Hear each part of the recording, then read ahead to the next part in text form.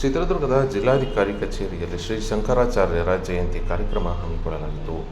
ಜಿಲ್ಲಾಡಳಿತ, ಜಿಲ್ಲಾ ಪಂಚಾಯತ್, ಕನ್ನಡ ಮತ್ತು ಸಂಸ್ಕೃತಿ ಇಲಾಖೆ, ನಗರಸಭೆ ಇವರ ಸಂಯುಕ್ತಾಶ್ರಯದಲ್ಲಿ ಕಾರ್ಯಕ್ರಮ ಹಮ್ಮಿಕೊಂಡಿದ್ದು, ತಹಶೀಲ್ದಾರ್ ಗೋವಿಂದರಾಜ್ ಅವರು ಆಗಮಿಸಿ ಕಾರ್ಯಕ್ರಮದ ಅಧ್ಯಕ್ಷತೆ ವಹಿಸಿದ್ದರು.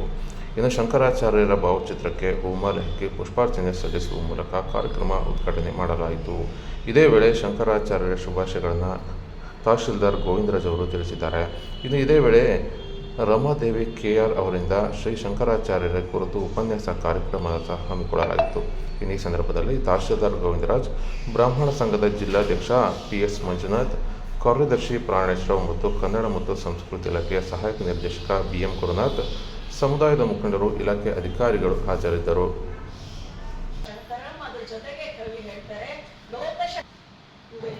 ನನ್ನ ಭಕ್ತಿಪೂರ್ವಕ ಪ್ರಣಾಮಗಳು.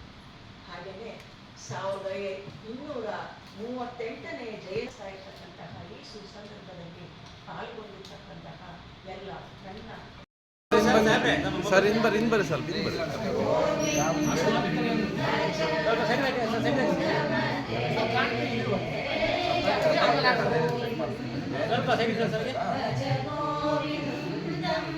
ಹೂವು ಹಾಕ್ಬಿಡ್ರಿ.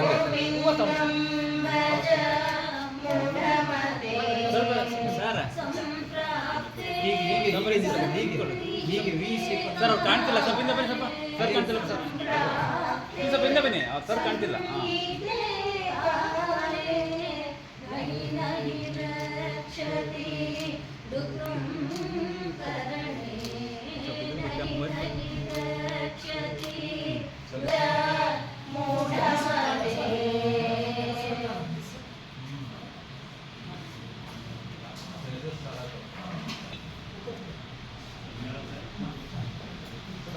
ಶ್ರುತಿ ಸ್ಮೃತಿ